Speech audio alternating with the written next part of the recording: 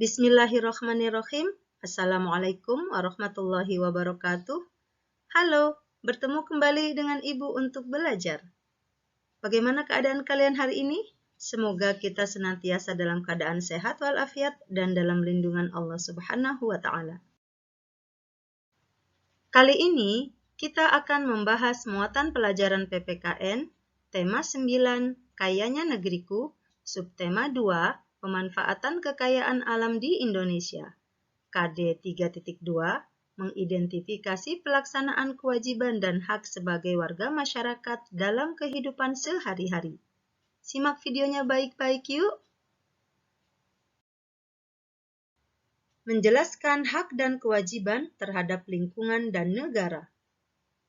Rasa cinta tanah air dapat diwujudkan dalam pelaksanaan hak dan kewajiban terhadap lingkungan. Pelaksanaan hak dan kewajiban harus seimbang agar kelestarian lingkungan terus terjaga. Berikut contoh pelaksanaan hak dan kewajiban terhadap lingkungan hutan. Kewajiban terhadap lingkungan hutan. Yang pertama, memanfaatkan sumber daya alam sesuai kebutuhan. Kedua, menggunakan sumber daya alam alternatif. Ketiga, melakukan penanaman kembali hutan gundul. Keempat, menerapkan sistem tebang pilih. Hak terhadap lingkungan hutan. 1. Memperoleh udara bersih. 2. Dapat memanfaatkan sumber daya alam untuk memenuhi kebutuhan. 3. Terpenuhinya kebutuhan sumber daya alam sehari-hari. 4. Memperoleh lingkungan yang bersih dan sehat. Hak dan kewajiban terhadap negara. Pelaksanaan kewajiban sebagai warga negara. 1. Menaati peraturan. 2. Menjaga kelestarian lingkungan. 3.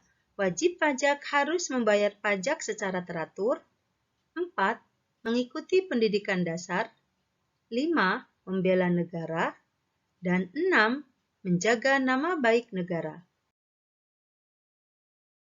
Pelaksanaan hak sebagai warga negara. 1. Menikmati persamaan kedudukan dan kepastian di depan hukum dan pemerintahan. 2. Menikmati hidup layak dengan terpenuhinya semua kebutuhan hidup dengan baik. 3. Mengeluarkan pendapat saat musyawarah. 4. Mendapat kebebasan dalam memeluk agama dan melaksanakan ibadah. 5. Mendapatkan pendidikan yang layak.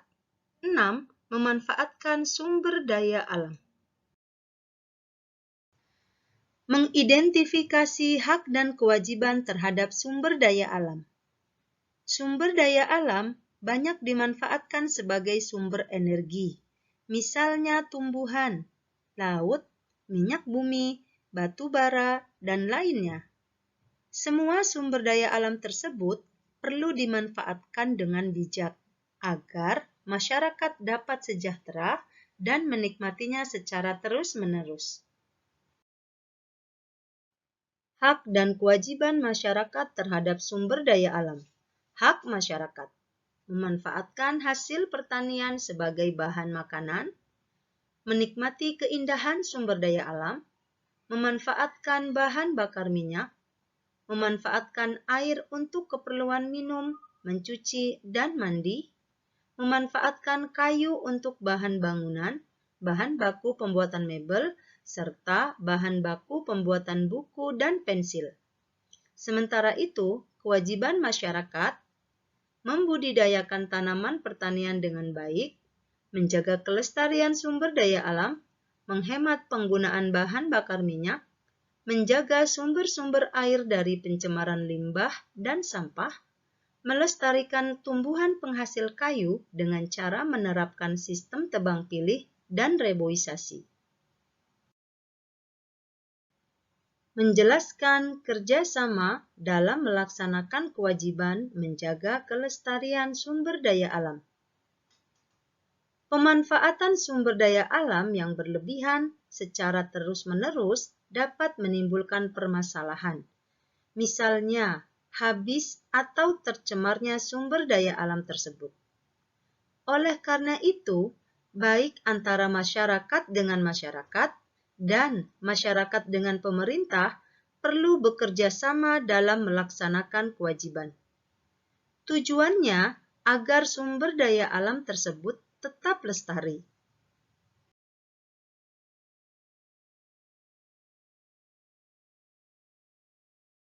Alhamdulillah, demikian pembahasan mengenai muatan pelajaran PPKN, tema 9, subtema 2.